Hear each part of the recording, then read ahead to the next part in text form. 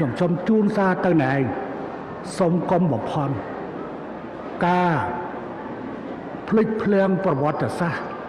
វង្វេងប្រវត្តិសាស្ត្រឬបំភ្លៃប្រវត្តិសាស្ត្រណែឯងធ្វើមិនបានទេកិច្ចព្រមព្រៀងបារាំងសៀម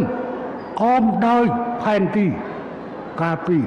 ឆ្នាំ1907ណែឯងត្រូវតែគោរពបើណែឯងមិនគោរពទេគឺស្មើនឹងចោលយើងប្រើផែនទីត្រឹមត្រូវរបស់យើងតាមដោយច្បាប់អន្តរជាតិតាមច្បាប់អន្តរជាតិណែឯងចុះហត្ថលេខាជាមួយនឹងបារាំងនៅពេលនោះណែឯងត្រូវតែទទួលស្គាល់ដោយសារណែឯងមិនទទួលស្គាល់ផែនទីនោះហើយគូសផែនទីខ្លួនឯងទើបមានរឿងនេះកើតឡើងដូច្នេះបង្កវិនាសកម្មសម្រាប់ប្រជាជនកម្ពុជាឥឡូវសូម្បីតែអ្នកទៅនឹងកូនខ្ចីអ្នកដែលមានផ្ទៃពោះក៏មកកាន់ទីនេះមនុស្សចាស់ជនពិការក៏មកកាន់ទីនេះតើប្រជាជនកម្ពុជាចង់បានទេយើងអត់ចង់បានទេ